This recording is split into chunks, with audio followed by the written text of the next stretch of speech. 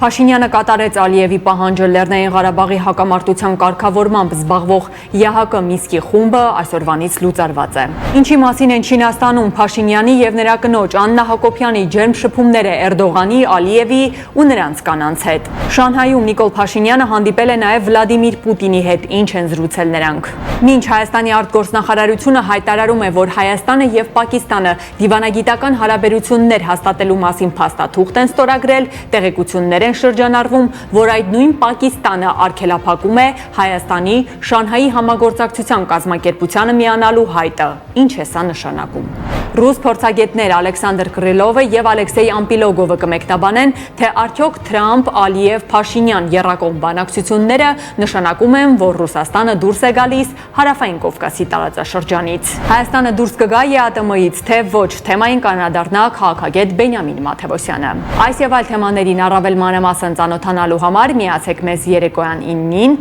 Alpha News-ի բոլոր հարթակներում։